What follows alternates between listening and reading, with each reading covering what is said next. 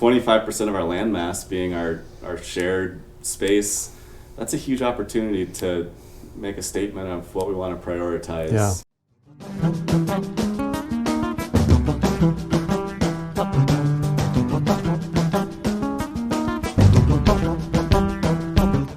People walking, biking, riding transit are the most vulnerable road users. It's inequitable to have a transit system that's so focused on cars and rewards and prioritizes the expediency of driving over all else.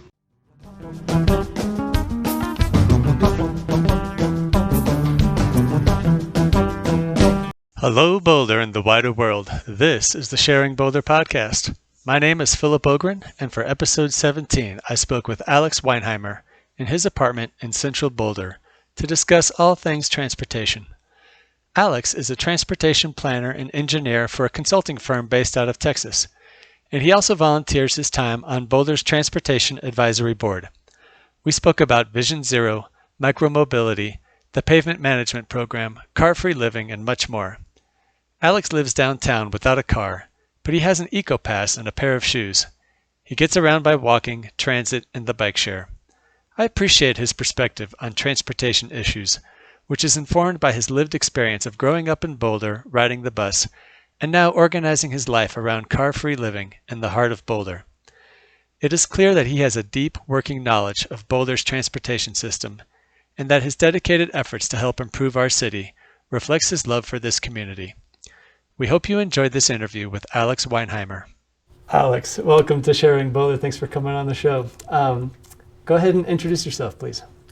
My name's Alex Weinheimer. I'm 30 years old, was born in Boulder, lived here the first 18 years of my life, and then moved to Houston for the better part of a decade. Have been back in Boulder for 3 years now. Okay.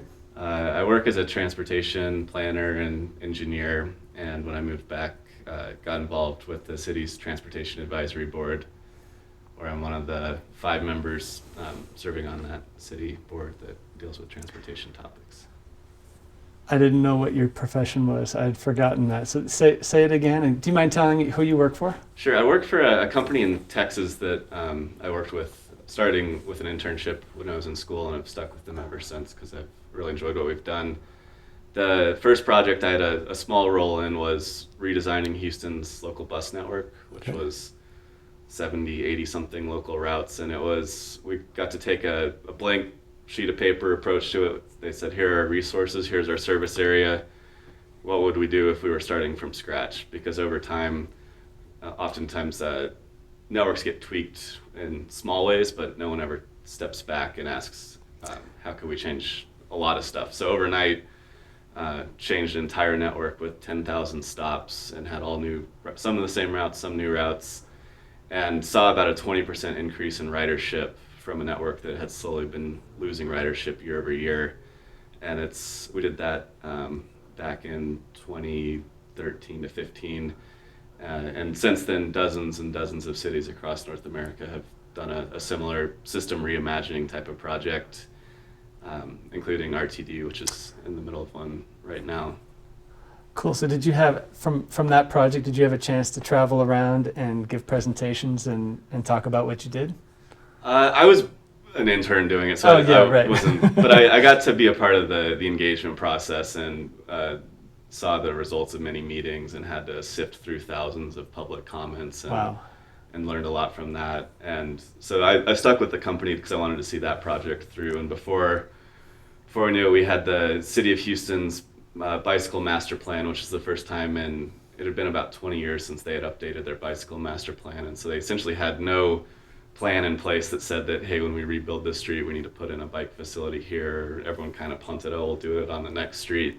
Yeah. And so that was a pretty crazy project, looking at over 600 square miles of city and coming up with a network that ultimately recommended over 1,000 miles of bikeways. And at the time, it felt so distant because there were so few projects that were being implemented, and there wasn't a lot of political will to implement these things. And so it felt like this very ambitious vision, but somewhat distant. And then in the last 3 years especially, I've done a lot more street design for some elected officials and agencies that are really trying to implement a lot right now. And so we've gone from building almost nothing to now we're just project after project implementing this network that we were able to identify. So in your professional life, you're still focused on Houston, Texas, and you're still like totally immersed in that. Very much those challenges. so. Yeah. Have done some work up here in Breckenridge and Okay. Louisville, and a little bit in Denver. And I have another coworker who lives up here, so Okay. there are some projects we want to go after, but there's essentially an infinite amount of projects that we can work on down there. Sweet. And what I find very satisfying is they're in areas that are in great need, very denser, very diverse neighborhoods that have been so car focused for a long time, that working on the bus and bike improvements that we were able to do, I find it very satisfying, because we're meeting a need, but we're also able to implement things much quicker than any communities up here. Some of the streets down there is so overbuilt, there's so much room to do stuff, and there's the political will to do it and the money to do it, that the elected officials aren't wary about things. They're asking, how quickly can you get this done, and when can we start the next project? Cool. This may be too much of a digression, but isn't Houston famous for having very different zoning than most American cities? Yeah, it's famous for a lack of zoning, Yeah. which is a lot of what happens outside of the public right-of-way. But within the public right-of-way, there's still the city, which is responsible for many streets. The county, Harris County, has 4.5 million people in it. There are 4 precincts, each with a commissioner who has 9 figures of discretionary spending each year. Okay. And Discretionary. And often in the past that has been used to build streets to expand new subdivisions. But when you have a commissioner who's focused on ped bike infrastructure, that's a lot of money to get a lot of stuff done. When you say 9 figures, you mean like over $100 million? Yeah. That's a lot of money. Okay, cool. All right. Well, I think we should probably focus on Boulder. Yeah, absolutely. We had Dave Ensign on the show who educated us on the planning board. So I'm hoping that we can start off by having you educate us on what does the Transportation Advisory Board, the TAB, do. Sure. TAB is one of about 24 city boards and commissions, which are appointed volunteer positions. They're appointed by the city council. There's an opening each year, and so we're a 5-person board with 5-year terms. So essentially each year we get 1 new member, unless someone resigns, in which case we let someone fill in the term. We're an advisory board in nature. The planning board, it's a quasi-judicial board that makes rulings. We're advisory, so we provide advice to council and city staff on what direction to take on transportation matters. We see all sorts of stuff. We see projects that we provide an official recommendation on. For the board to provide a recommendation, we have to have a public hearing where we get to hear from members of the community. And so each month we have a typical TAB board meeting, and we'll have 1 or 2 public hearings where we'll provide a recommendation on something. And then we'll have a few other topics where we're just getting a briefing and able to provide feedback. So sometimes it might be a plan that's many years in the works, or before the city staff come to the board seeking a formal recommendation, we have an opportunity to weigh in on what's coming. So we weigh in on specific projects, plans like the Transportation Master Plan, the TMP. There's going to be a curbside management plan. We look at the neighborhood speed management program, which is set up to slow cars on our residential streets.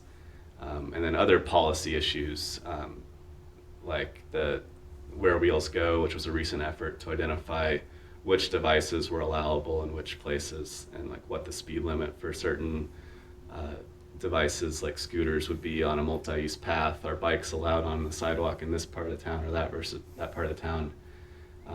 Micromobility is something that's coming our way. So each meeting we might have a half dozen topics that are all over the place, but all within the transportation realm. And then I assume you also do you interface with the planning board for like the transportation demand plans? I can't remember what the acronym is for that, but every new development's going to have. Yeah, TDM, Transportation Demand Management. There's been very little coordination in the past between TAB and the planning board. That's something that a lot of people have identified as an area for some improvement. So in my first couple years on TAB, we had very little interaction with planning board, but since we've had a couple joint meetings where we've been able to be presented the same information by city staff and weigh in on things as a group, which has been interesting. I think we've learned a lot from planning board and their thought process, and I hope they've learned some from TAB and how we think. But the first time, so per the city charter, TAB members aren't allowed to weigh in on applications for development that are in concept review. We're only allowed to weigh in if council seeks TAB's input. Okay. And so for the first time at our last meeting, an item actually came for us to provide feedback on a site that was under concept review at Folsom and Spruce, where there's going to be some townhouses and eventually some apartments.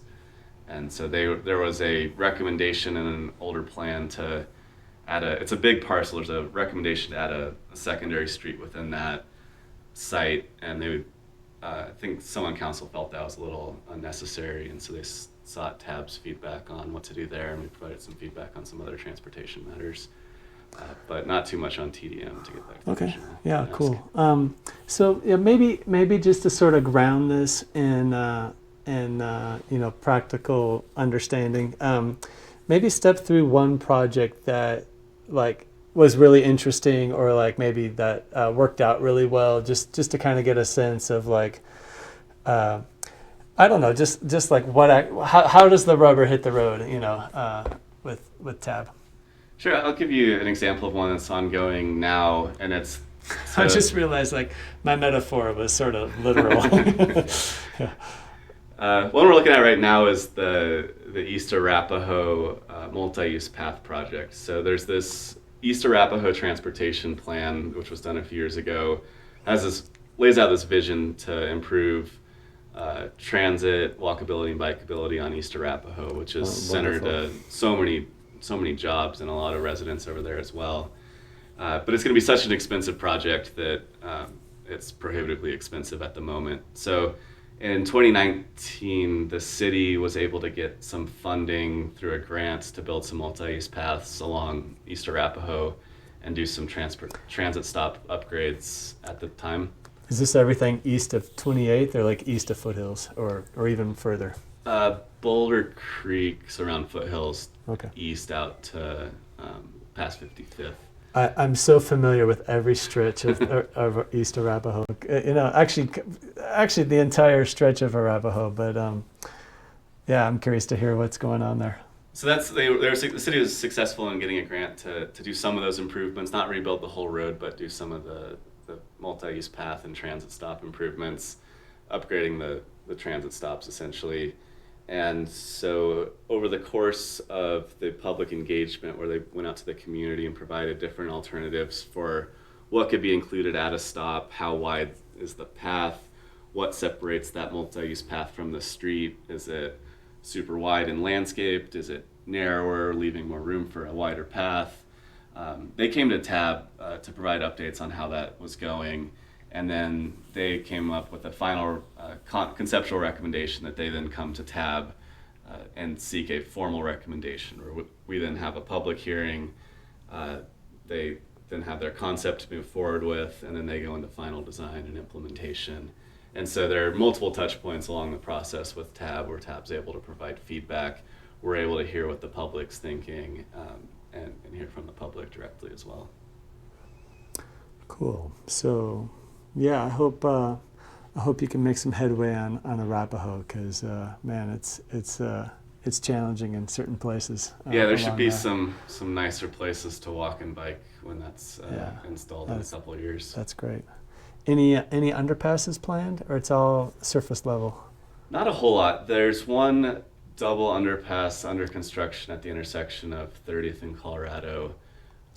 Oh, right. It was identified in a study that took place 5 or so years ago, looking at installing protected bike lanes along 30th Street, Yeah. and then some improvements along Colorado as well, which will have some transit lanes, which will help connect the main campus to East Campus. Yeah, I used to live in that corner, and it was a disaster. So I'm excited to see that. I just actually meant if there was underpasses planned for Arapaho, but I kind of assumed not. But no, and I think that underpass is the last one that's programmed at the moment. I think we've sort of reached the point where we've installed all of the underpasses that are easier, that are going to have a ton of users. Okay. One thing that really helps fund underpasses is when they're along a waterway and there's a watershed component to it. Yeah, so there's more to it than just the underpass. And then C's been a great partner with the city, providing some cost sharing on underpasses that are around campus, and those are the ones that. And I assume they're helping usage. out with that one for sure. Yes, they're helping out with that one. So there aren't going to be too. We've got 90 something in town, and I think we're going to be around that number for a while because Okay. we've built most Well, I of have a those since. recommendation if you're taking them. The underpass I would love to have is at Baseline and Foothills, so you can cross under Baseline without crossing at the intersection. That would be really, really wonderful. Terrifying. It's a terrifying. But I don't know how else to get up north of Baseline except to go to the one that's west of there, but it's not super useful because it like diagonals back the wrong way. So, anyways. If these some of these moments get too boring, we can or too arcane, we can edit them out. But one thing that you reminded me of just a bit ago is micromobility, and I happen to live in the pilot zone for the Lime scooter. So in East Boulder. What? Yeah, in East Boulder. In East Boulder, yeah. Well, I'm curious to just hear how that came up, if you have any backstory to that and how you feel like it's going and what your opinion is of it. Sure.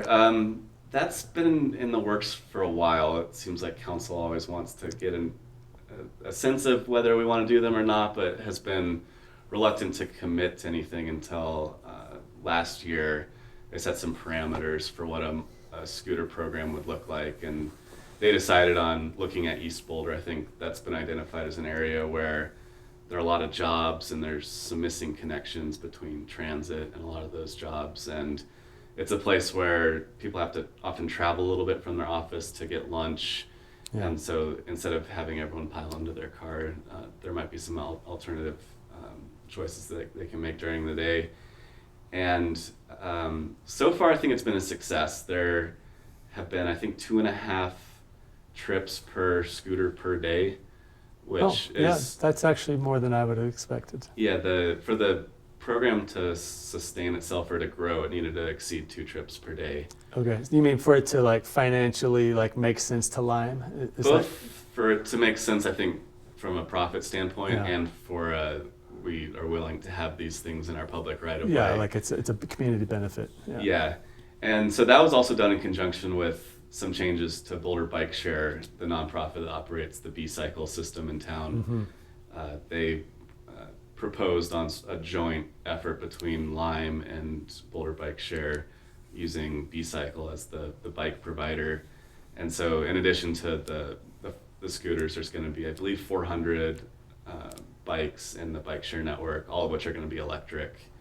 And so there'll be some expansion to that network as well. Well, I'll just say that this is a controversial subject in my family because I'm a big fan and I use the scooters frequently. Mm-hmm. Although I usually have to walk several blocks out of my neighborhood to find one, but and my wife doesn't like them because she says, "Oh, people just leave them everywhere." And my retort to that is always, well, people leave their cars everywhere. They take up so much more space than the scooters do. But and then my kids don't like it because they're not old enough to use them. And it would actually be really nice if they could, because then I could take them places. It would make my ability to use that system much greater. But I totally understand that, it's probably problematic for a lot of reasons to have I think kids. from a on liability this. perspective, there's that to begin with. And that's sort of like period. And then there's Full also stop. a bit of a learning curve on them. Yeah. A lot of the crashes that people have are on their first trips, and once they get a hang of it, they're a lot safer. Yeah, it saved my butt the other day because I dropped my bike off at a bike shop, and I didn't realize I was gonna have to leave it overnight. So I just walked out the door and was like, okay, how am I gonna get home? And I thought, I just have to get to 28th Street. I can scooter the rest of the way. Obviously, when you're making proposals for how to improve transportation, there's lots of competing interests. What's the priority? What should we do next? So how do you make decisions about making good use of limited resources?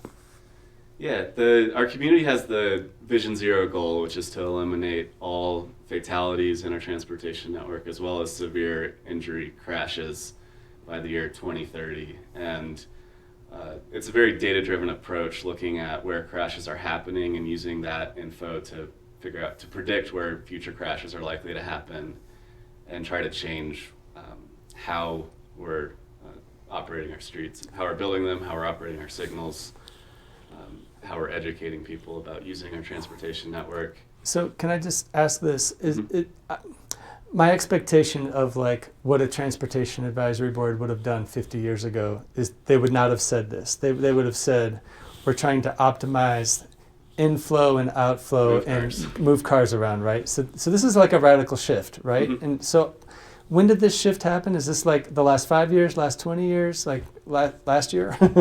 The movement started worldwide in the 90s, but it's really taken off in the recent years. Boulder was fairly early for a U.S. city. I believe we adopted the goal in 2014, and now it's a national goal, and a lot of cities and communities are taking it on themselves as their own goal.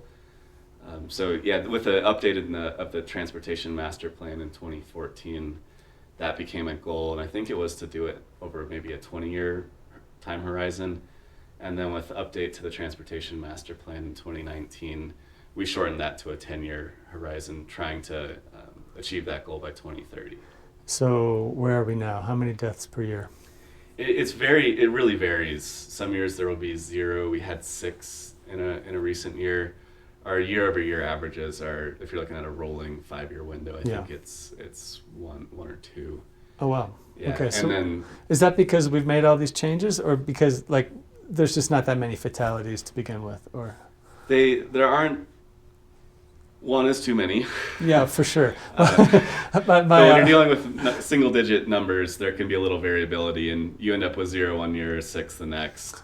But we're not making progress if you look at the rolling averages. And if you look at the severe crashes, we average over one a week. And oh, wow. those can be life-altering crashes, sure. both in the near term, what your day-to-day life looks like, but there can be long-term impacts from that.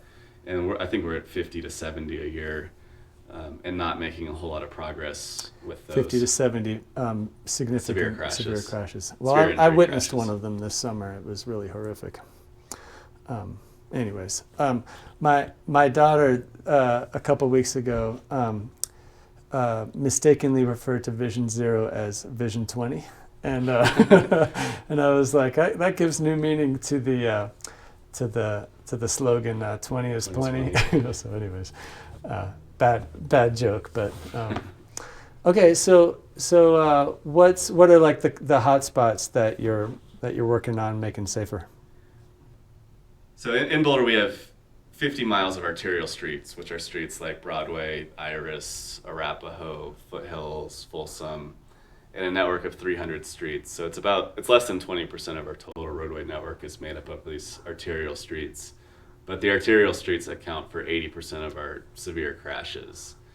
And I'm not sure if that's where we've been committing 80% of our resources, both financially and sort of study-wise, and figuring out what to do next.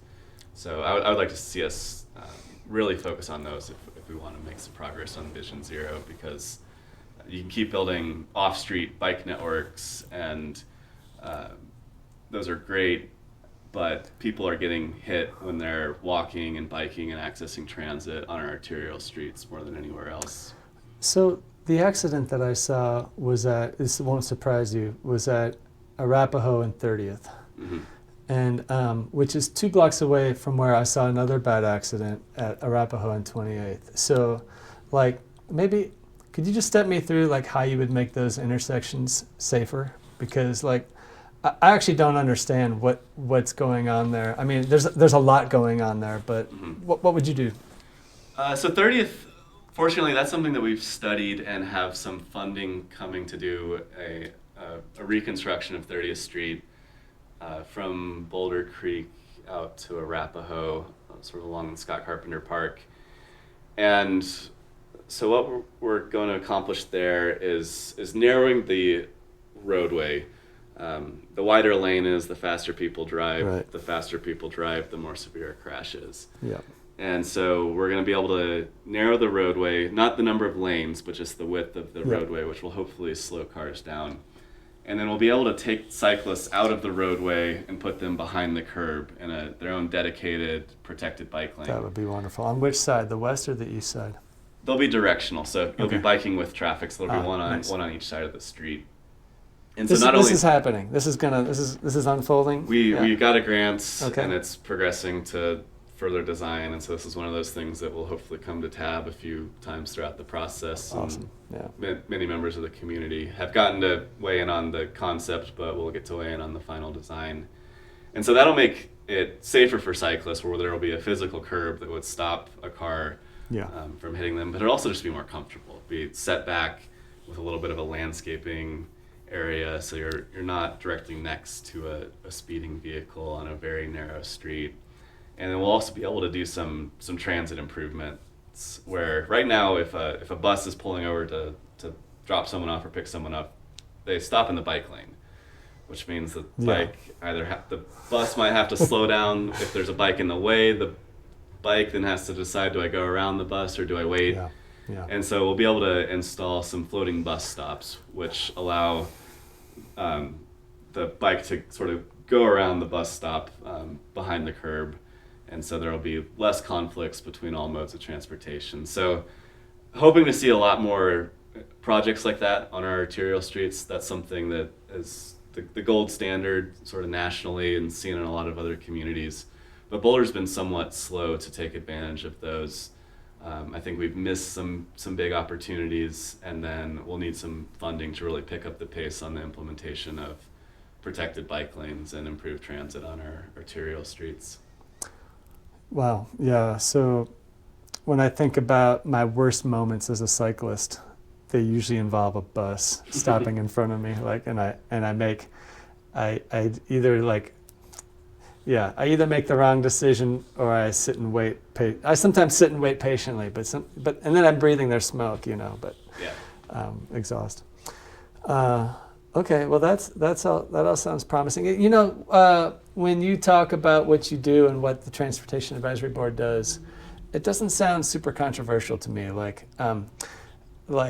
This all sounds like great. People love 20 is plenty. VisionZero. They like new underpasses at 30th in Colorado. I think they do. Some people complain it's too expensive. It's $16 million. Yeah, it's very expensive. That's a lot. We had to delay some other stuff to pull that off. But talk about an intersection that was like in really need of like some sanity, built into the environment there. That's really good. Yeah, a lot of that stuff's popular. I think we could do a better job really empowering city staff to identify opportunity and take advantage of things that come our way. One thing that has not gotten much tab attention in years past is something called the Pavement Management Program. And it's this $5 million we spend every year resurfacing our streets. Uh-huh. And we historically had not asked the question, as we're resurfacing the street and we have to go back and restripe it, what improvements can we add at that time? Easy things to just sort of tag onto the work order. Yeah, and just sometimes a street's really complicated and you have to rebuild it to fit everything you want in it. But sometimes we're able to do some really, really low cost improvements as we do that. So one example I'm really looking forward to is Folsom from Pine north. Okay. That's the stretch of Folsom where That's curvy. It curves Yeah. around the ridge. Yeah. Yeah. So back in 2015, we took away a travel lane, went from 4 travel lanes down to 3. And what that afforded us is some space to provide a buffer between the travel lanes and the bike lane. Yeah. And we've got some paint there and some flex posts, those plastic sticks in the ground. But as we saw a couple years ago, when a car leaves the car lane and enters the bike lane, Yeah, anytime you have a big curve like that, and that's the true at the 30th in Arapaho too, Yeah. right? You have that curve right before the intersection, and people whiz through and they drift, and yeah, and you need some physical protection. And the city council in 2019 inquired about improving that stretch of Folsom in the aftermath of a very severe crash. And it was going to cost a ton to study a rebuild and at least $5 million to do a rebuild where there were more considerable protections between the travel lanes and the bike lane. But this fall, through the pavement management program, we just resurfaced the street and we're going to be able to pour some concrete curbs in place. And it's going to be, the last cost of it I saw was under $200,000. okay, great For something that's gonna make a practical difference. for a mile of protected bike lanes. I don't remember the last year we installed a mile of protected bike lanes, but we're going to do it for Nice. well under 1% of the transportation department's annual budget. So looking at opportunities like that, we've identified Lehigh Street as a place in South Boulder. It runs, Oh, right. It runs north-south from Table Mesa all the way to Greenbrier. yeah, Shanahan Ridge. And so it hits Mesa Elementary School, Bear Creek Elementary School, the skip routes along Oh, it. yeah. And so our transportation master plan Man, called, talking about a street that's easy to go 40 miles an It's hour on. straight and you're going it's downhill. yeah, and you're going down. It's wide too, so it feels like you can go 40, 45 easy. yeah, and so that was a place where our TMP, our transportation master plan, called for a little more protection for cyclists. And we were able to combine a bunch of moving parts by just looking for some coordination opportunities. There was some underground utility work, and then the street was resurfaced, and then the city was successful in securing some safe routes to school funding, which improved some crosswalks, and then we combined in the low-cost bike improvements, and so we're going to be able to improve a lot of things for a low cost. And I think it's because when you combine improvements and maintenance, I think you can get a lot more cost-effective things done. If you just do maintenance and do nothing but put out what was previously out there, you spend money putting something back that you didn't want in the first place. And on this podcast, I've heard a couple times you've mentioned baseline. I hate baseline. As do I. Yeah. And, Although it was kind of funny because not for the reasons that you gave me when you sent the attachment that you sent me. But yeah, go ahead and talk about baseline. yeah, it's super wide. Yeah, it's very wide. In town, you want your lanes to be about 10 feet wide, and on an interstate, you want them about 15 feet wide, where you're going a little faster. Baseline lanes are 13, 14 feet wide. So they feel like interstate almost. They encourage you to speed almost. And we've got the bike lanes, and again, they're just protected by those plastic posts. Yeah. And we've got the same issue with the buses stopping in the bike lane. And I would just add that as you go along baseline, the plastic posts are intermittent, and there's huge stretches where there's like these absurdly huge, like, and I say huge, I don't mean like traffic-wise, I just mean like the amount of space that some of the intersections take up between like Willville and like Mohawk. Yeah. It's just crazy, like, because there's the intersection with there's like a frontage. I mean, Baseline's so wide it has its own frontage road for starters, right? But then when the frontage road comes out and meets with Baseline, and you bike across that, it's like you feel like you're like biking through a parking lot with cars moving around. It's a little. Some of those cross freaky. streets are 70 feet wide when they need to be maybe 30. Wow. But that's where it's awesome that Baseline's coming up in the pavement management program. So we're gonna resurface it in a couple of years. And that's an opportunity to, instead of having those dinky little posts intermittently, we can have a continuous curb. Nice. And that'll provide the safer place for people to bike, but it also, when you're driving next to a curb, just that presence of the curb, it discourages speeding.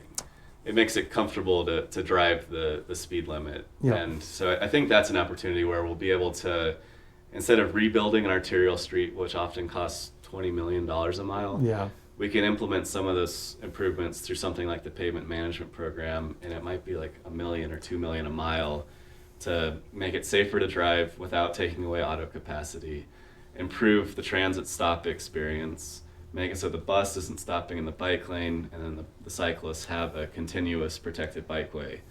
And I would like stuff like that. I don't think would be all that controversial. Yeah. And I hope we take advantage of more opportunities like that. It's not like the infamous Folsom project where there were perceived winners and losers. It was taking from this mode of transportation to provide for that mode of transportation. We need to look for my opportunities observation is I hardly ever see traffic backed up on Baseline. It seems to move through very quickly at all times of the day. I don't know if that's true or not, but that's my perception. That's my perception, especially. There's some 30th and Baseline. There are some heavy turning movements. Oh, sure. And then out by Foothills. That's right. But everything in between operates pretty well for cars. But then we have a thing like there's a fatality at Mohawk where an older man was crossing the street at Mohawk and Baseline. Oh, and yeah. the street was that's not pedestrian friendly. The street's just way too wide. And if is. we're able to narrow that, to slow cars down, to provide pedestrian refuges as you're crossing the street, I think we can prevent crashes like that from occurring. Well, that sounds great. I cross at that intersection daily, and it's why I wear my yellow vest, because I just I know that I should probably go somewhere else instead of crossing there. But you shouldn't have to. We should. That's true. Our arterials are lined with jobs and stores and homes. I live on an arterial street, and it's where people need to get to, not just in cars. And so we need to make streets that are safe for all users. Yeah. So just for the record, my complaint with Baseline is all the wasted space on either side of it. Mm-hmm. As you go up and down it, there's just so many places where it could be redeveloped and reimagined, and it would be just a much more productive use of a lot of that space. But I think having it be more transit friendly is definitely seems worthwhile to me. But I want to circle back. I started asking you this question about it feels like everything you've said so far sounds like not super controversial, and sounds like you're making the city a better place. What do people come to the Transportation Advisory Board meetings to complain about? Like, do you have vocal people come to do public comments, and what are they yelling about? We don't get a whole lot of opposition to what we're doing. The city does a lot of fantastic work, and some of it's fairly in the weeds, and so people have other things that they want to do with their time. Where we hear the most from the community is about the Neighborhood Speed Management Program, which is a program where residents, if they want speed humps installed on their street, they can print a petition off the city's website, gather a certain number of signatures from the neighbors on that street. The city then looks and measures to see how many cars are speeding, how fast they are going over the speed limit, and then identifies where they would want to install some speed humps, and then comes to TAB for some feedback, and then for a public hearing. And that's one where we hear from residents. Because every resident wants their speed hump somewhere. Is that kind of the issue, or you can't build enough speed humps, or? For some people, we can't build enough. For some people, they don't want to slow down and don't feel that speeding is an issue, because the speeding that's killing is on the arterial streets, not on the residential streets. Some people don't want it directly in front of their house because they think it'll make some noise. Some people at the far end of the street don't want them, but the people who live closer to the beginning of that street do want them. Sometimes where someone lives is predictive of where they'll fall on the matter. We hear from all different opinions, and we've got 10 streets a year, and sometimes one set of neighbors organizing and support will lead to one set. It'll lead to more opposition coming out. Well, that seems like kind of small peanuts compared to like we're gonna restructure single-family zoning to allow for duplexes and quad. Yeah, no, I wish we could get more more attention on some of the bigger issues before us. I think Yeah. when we adopted the transportation master plan in 2019, there was less opposition to that than there was to the installation of a single neighborhood speed management project on Upland Avenue in North Boulder. And our TMP should be strong enough that there's an outpour of support and some concern and really some teeth behind it, which we don't quite have. It's a very visionary document, but big things like that, I would like to see more of the community engaged.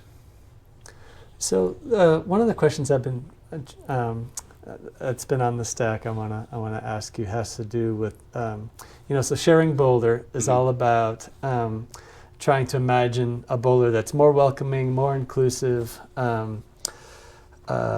more beautiful. Obviously, there's lots of ways transportation intersects with beauty. But maybe do you have any thoughts about how to see transportation through the lens of diversity and inclusion and making Boulder more welcoming? Sure. Right now we have this huge jobs housing imbalance, which Yeah. leads to tons of commuters coming into towns, tens of thousands Yeah. every single day. And that's not healthy for anyone. That's bad for the environment. That's not a productive use of time. It can be a frustrating use of time.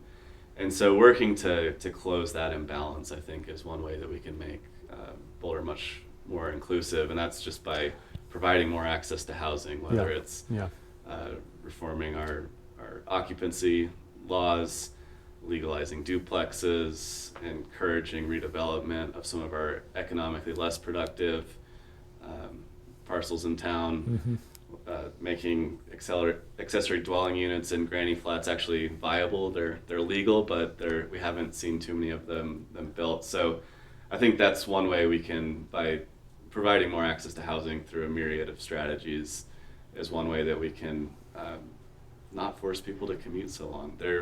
I haven't seen the latest data, but there was a study a few years ago about housing preference, and what it reveals is a lot of people who are doing that commute want to live in Boulder. I've heard a lot of people say that about half would happily make a sacrifice in terms of their housing size. Yeah, I'm sure some people want to live in Broomfield where one partner is working in Boulder, the other's in Denver, and it's a compromise.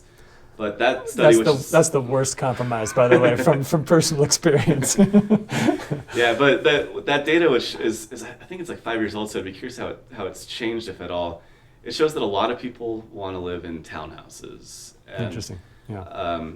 Duplexes are a little less popular, and then as you move to quadplexes and condos, they're a little less popular. But there's a huge demand for more multifamily housing in Boulder, and as things have gotten more expensive over the past 5 years, I can only imagine that's increased. So the place where this kind of intersects for me in terms of really wearing your transportation hat is with respect to parking, right? So we have all these requirements for parking. We have so much parking in Boulder.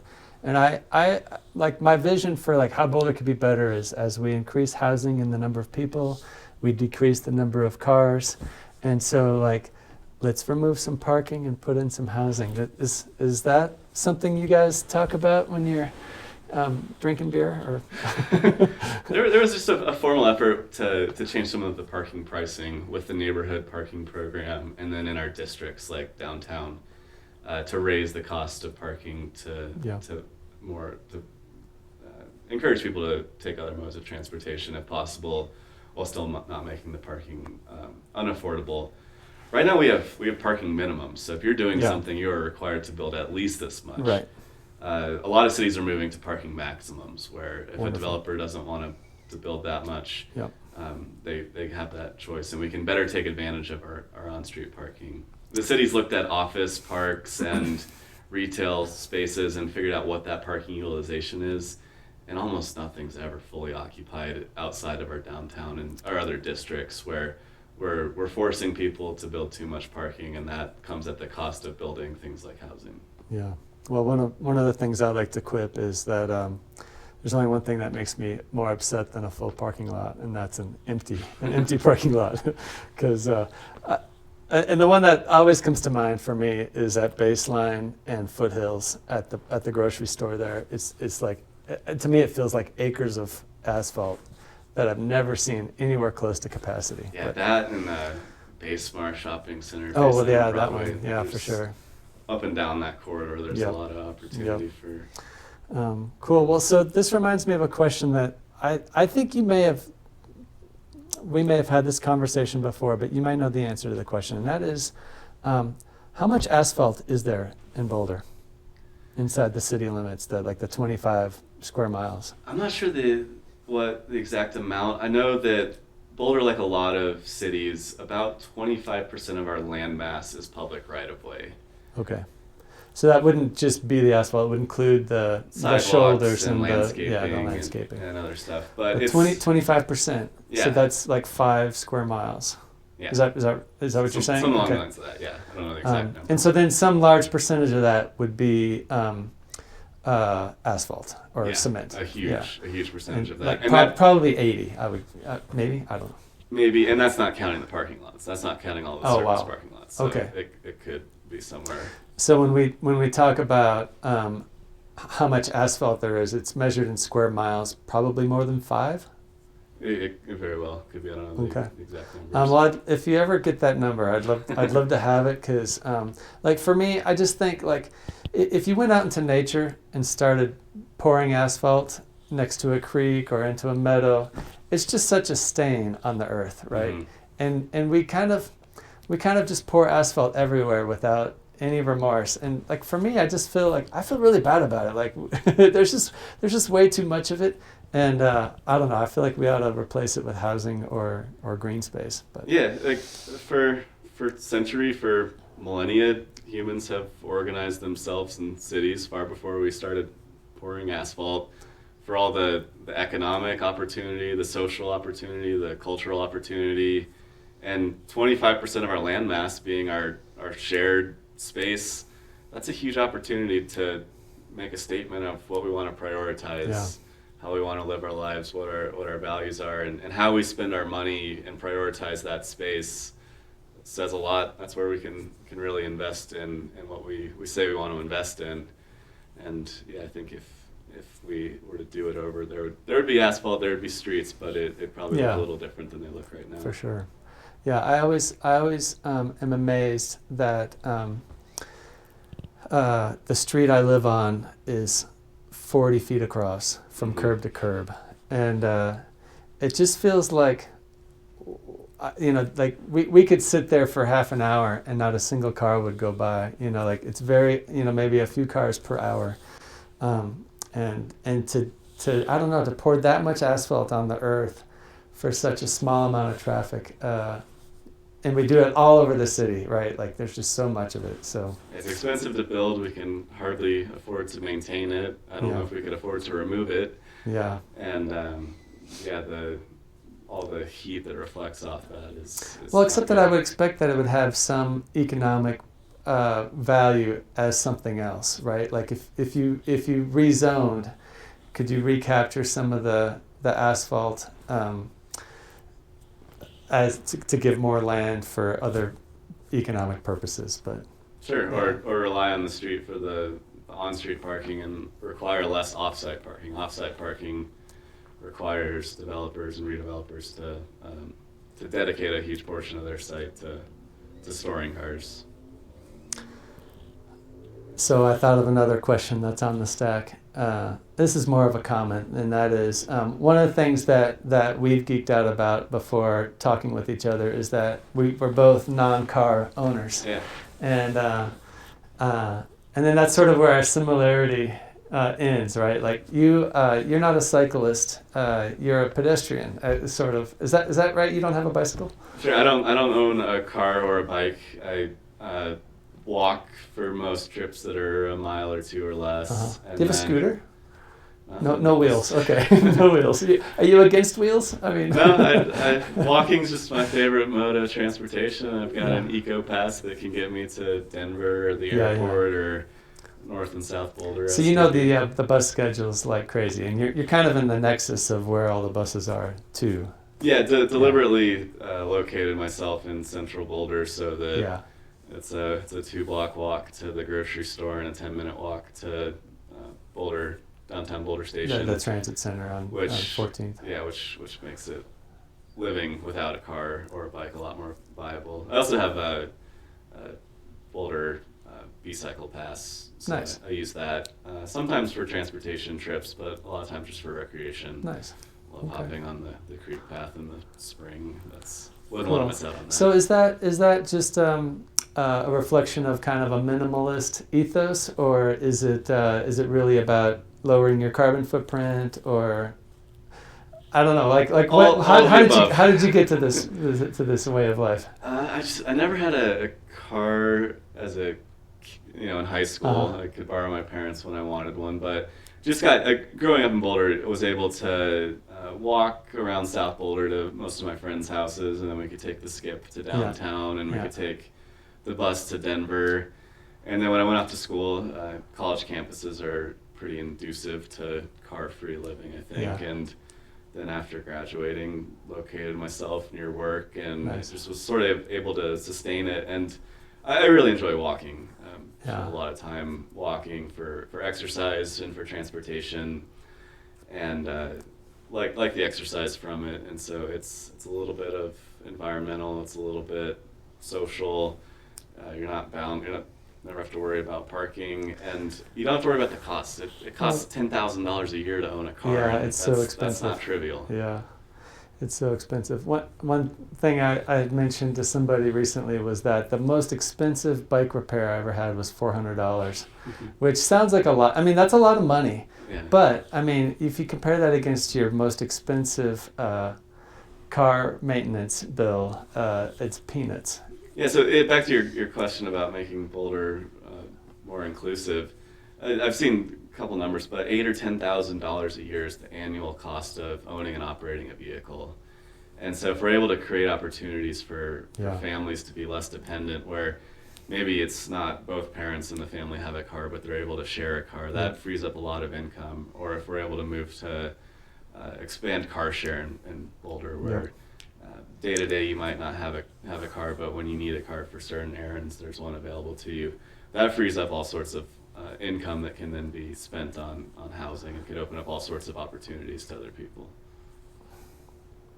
Yeah, my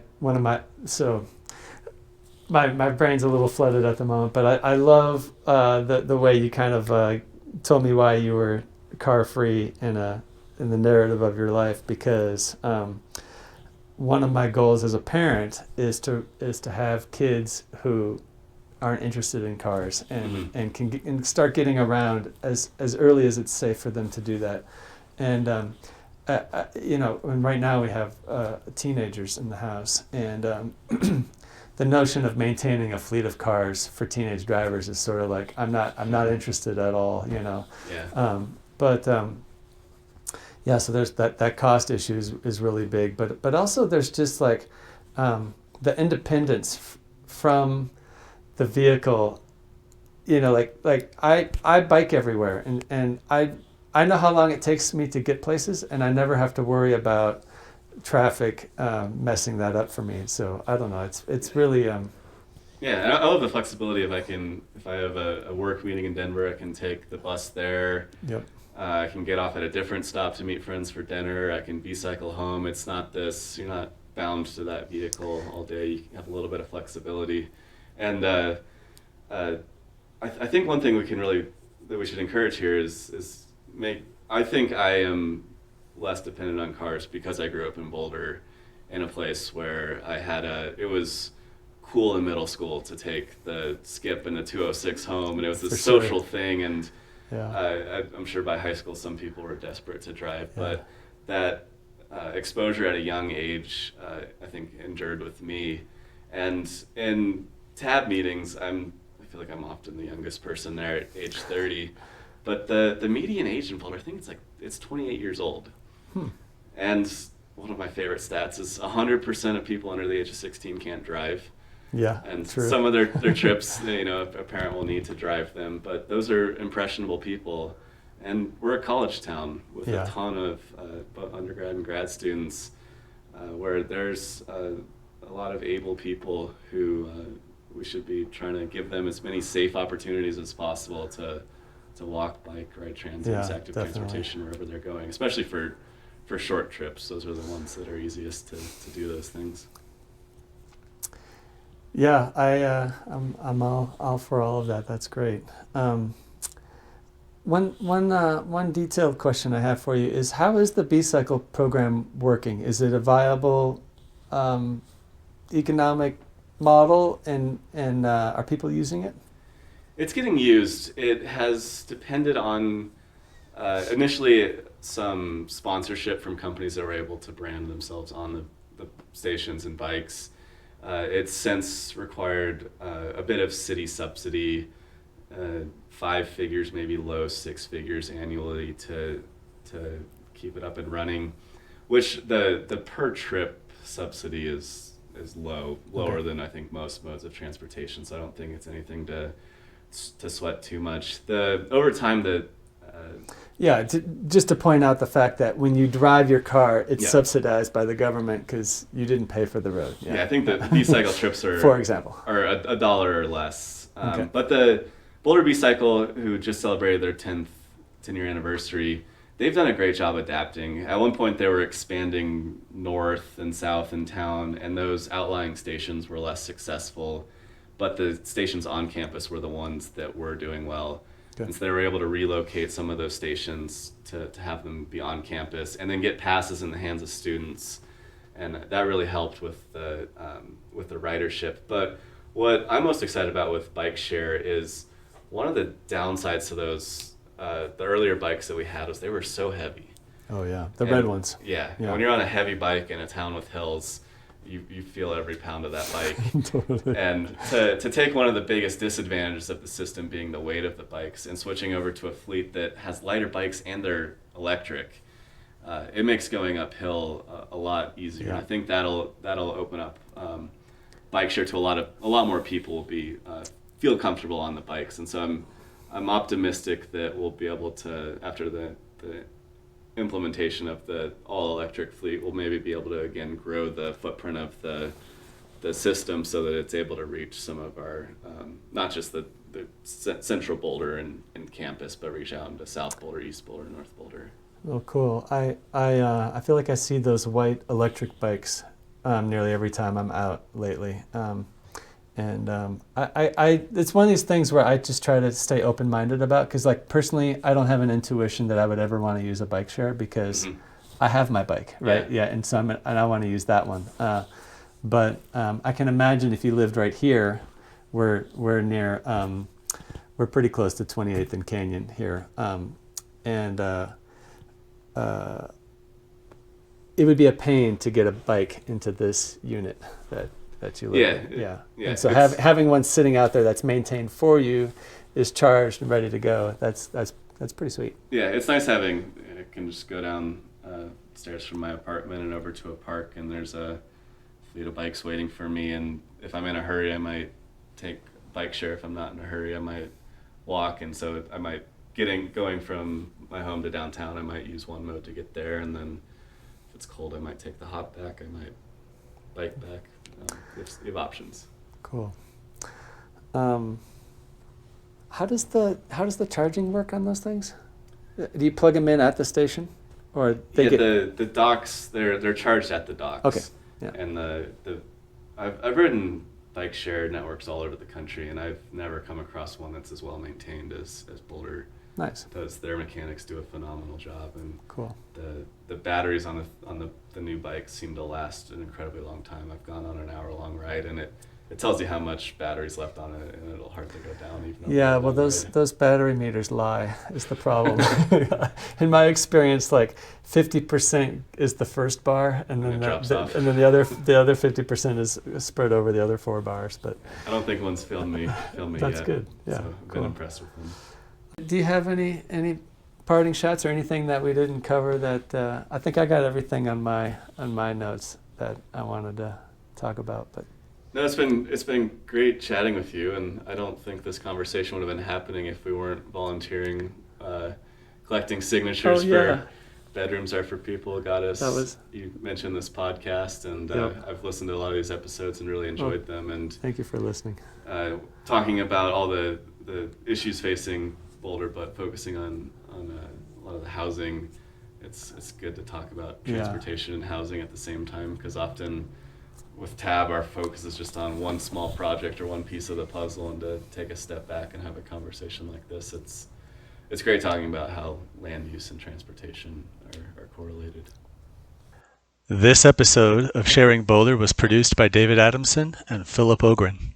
Sound and video editing was done by Philip Ogren. The intro music was sampled from Osladum by Gilberto Gil and is available for use under the Creative Commons Sampling Plus license. Please visit us at sharingboulder.us for show notes and previous episodes. If you enjoyed this podcast, please support us by sharing this episode with your friends and family. Keep sharing, Boulder.